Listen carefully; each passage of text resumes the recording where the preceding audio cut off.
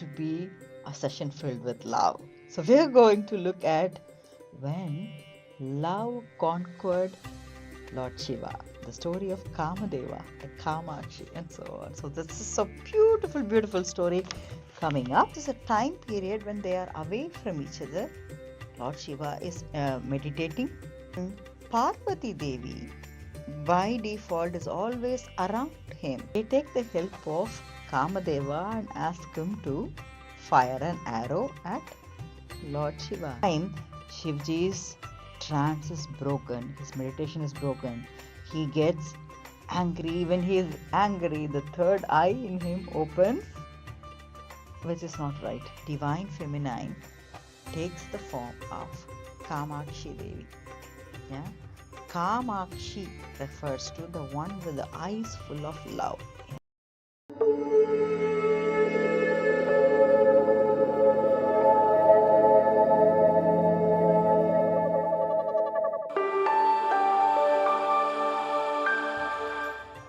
Om Namah Shivaya, Om Namo Narayanaya, Jai Shri Ram, Om Shri Matre Namaha. Welcome back to the Glaze Studios oil painting vlog number 67 of Sri Vishnu Sahasranamavali.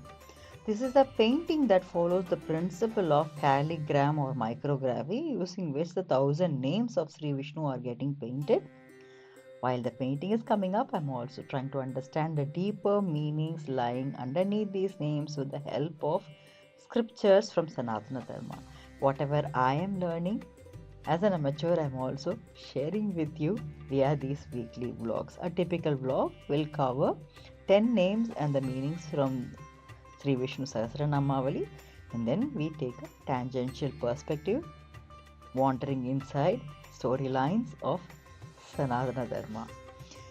We have covered 650 names so far in the previous vlogs. If you haven't checked them out, please do that and come back here, because though I'm covering 10 names in each of the vlogs, you will see that I am cross-referencing vlogs simply for the interconnection of concepts. There is cross-examination, which gives you a deeper understanding into the subject. Maybe you can enjoy it more, and maybe you can find something interesting, a very interesting nuggets for your personal or professional growth. I have also found many, so maybe you will also do that.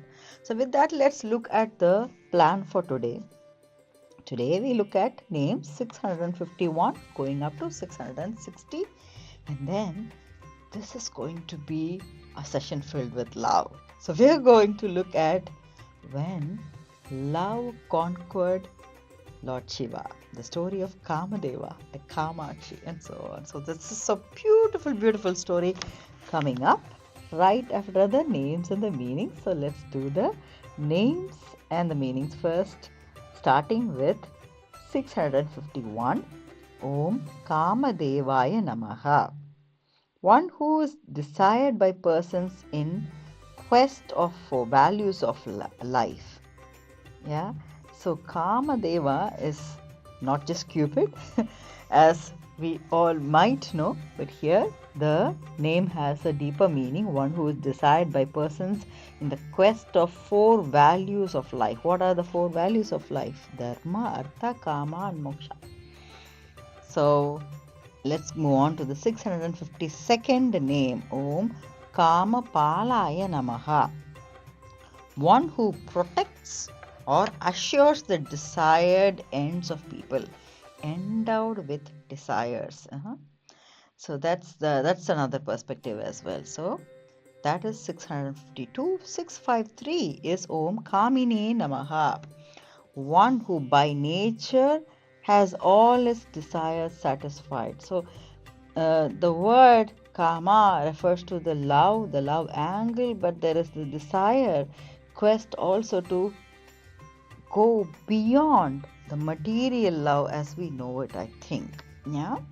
Let's look at the next name. 654 refers to Om Kantaya Namaha, means one whose form is endowed with great beauty, or one who effects the anta or dissolution of Ka or Brahma, end of the Brahma's lifetime also. Yes, I think we talked about Brahma's life in yugas in one of the blogs already. So I will not go into that detail, but the lifespan also, is a form that can be ended, and the anta, the end of ka, the dissolution, and that happens through him as well. Yes, that's another angle to it.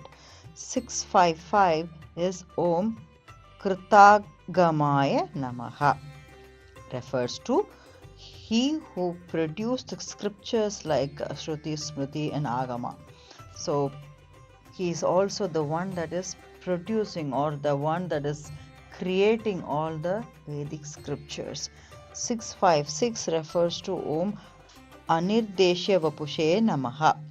He is called so because being above all the gunas, his form cannot be determined. So that's the meaning behind this name. I think we have talked about gunas, we have talked about the knowledge or the scripture in previous sessions many times. So let's move on to the 657th name.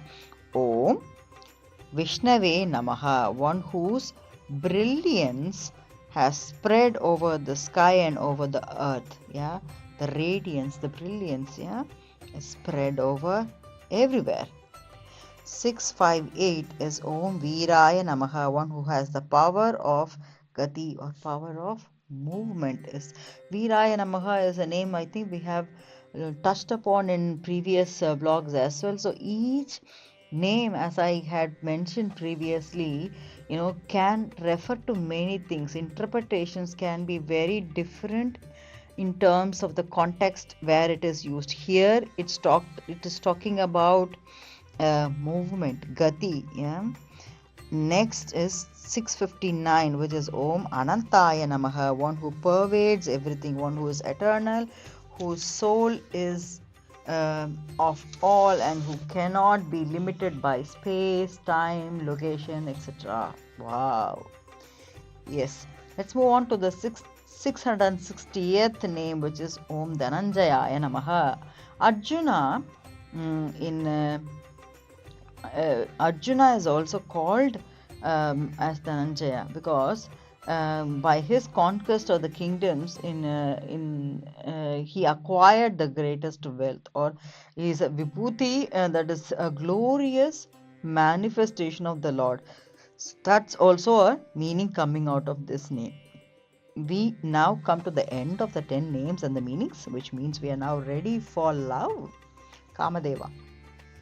So we looked at many different lords and gods, goddesses, whatnot in all our previous sessions, and this one is has a very beautiful, interesting storyline on Kāma Deva, commonly known as Cupid, god of love and such. But there is something more to that, and we want to take a very different trajectory into understanding his aspirations and how love appears or makes his entry into people's life and so on.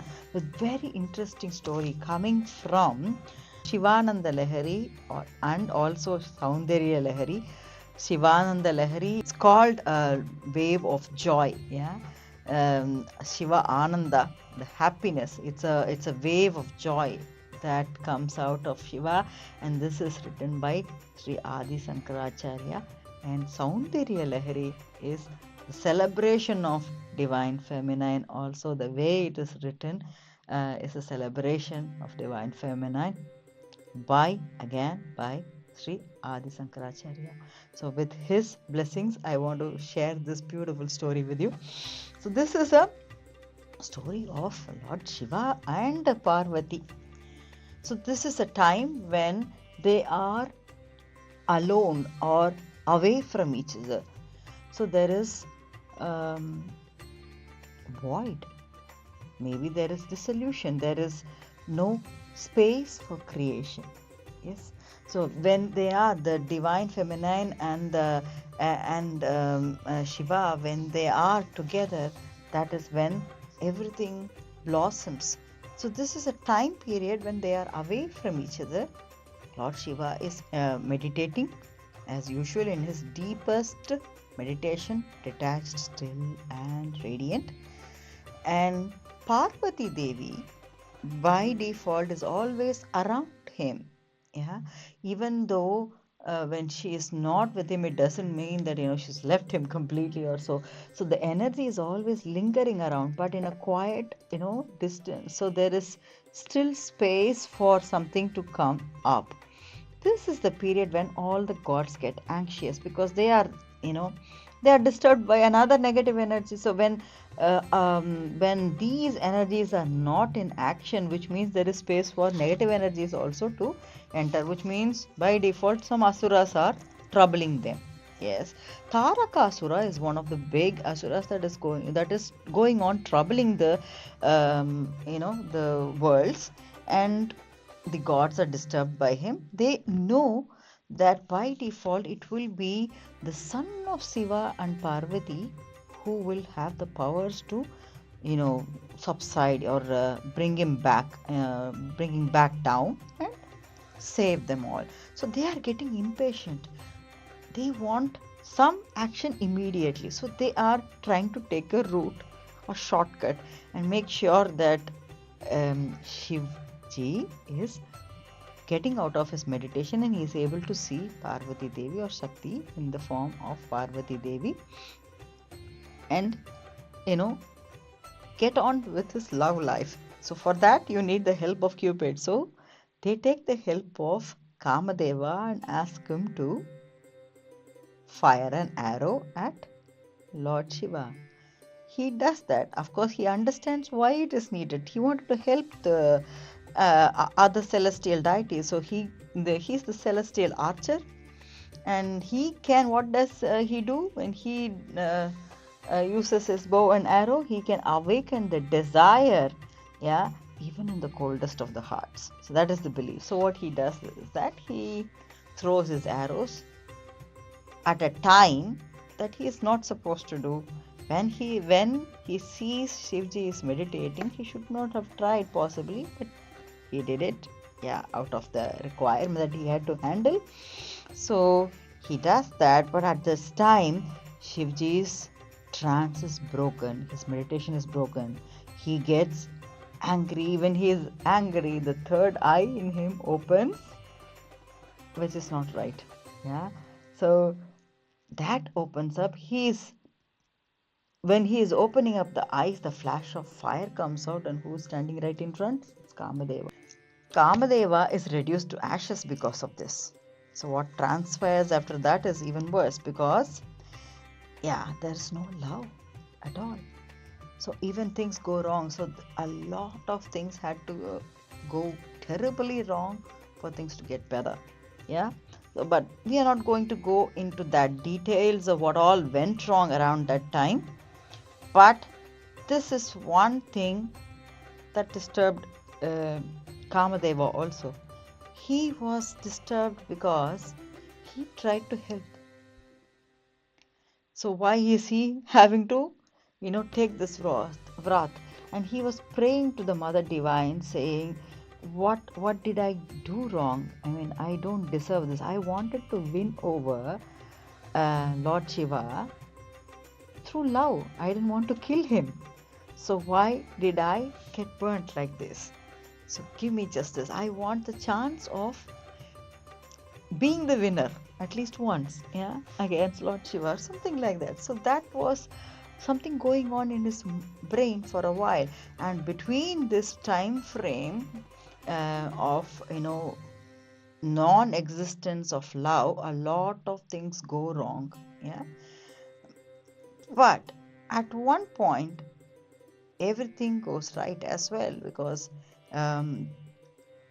Shivji also opens up his eyes naturally and sees Parvati Devi. So they reunite and everything goes in the right direction as well. There is another time period when the Divine Feminine takes the form of Kāmākshi Devi. Kāmākshi refers to the one with the eyes full of love. Yeah? She can create things herself, and she was also the creator of Lord Ganesha, if I have to, give you an example. So with her own creation, she decides to be all by herself, which means when she decides to go all by herself, Shivji is not able to find his counterpart, and he is in search of her. He is unable to figure out where she is. He goes to her and asks, "What happened? Why are you away from me? Are you angry with me?" and so on. And this is also the time when the goddess, the divine feminine, decides to make her devotee win once. So Kāma Deva gets an opportunity here, because he asked the question, I intended only to help you both come together. Yeah. So why did I end up being the failure? I want to win over Shivji once, isn't it? That was the wish. So she kept that wish in mind, and this point in time, he is getting a second chance. She asks Shivji one more time, just to confirm. So, are you sure? Do you want me? And he says, yes, I am burning with passion. I want to be with you. So now is the right time.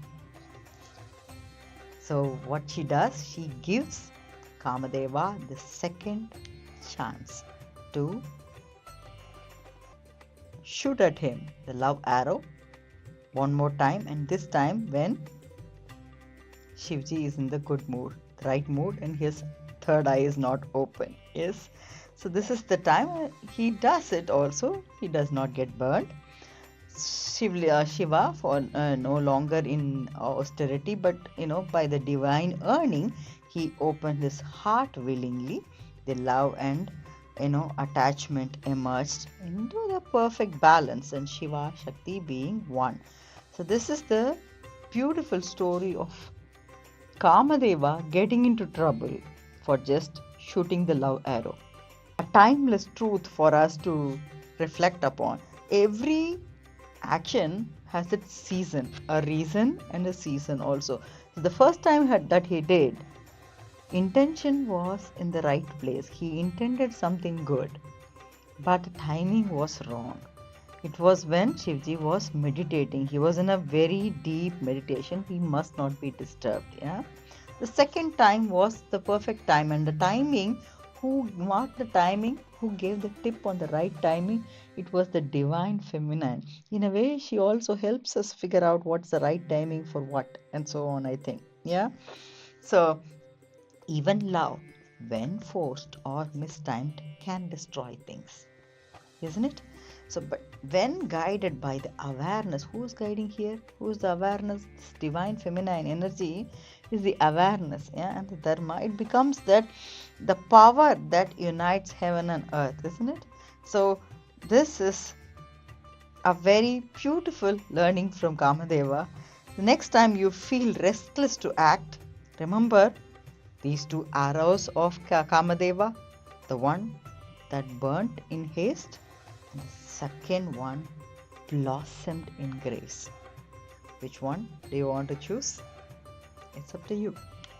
With that, we come to a close of this session. Until we meet in the next, stay blessed, stay happy, stay healthy, and stay motivated. Thank you. Bye-bye.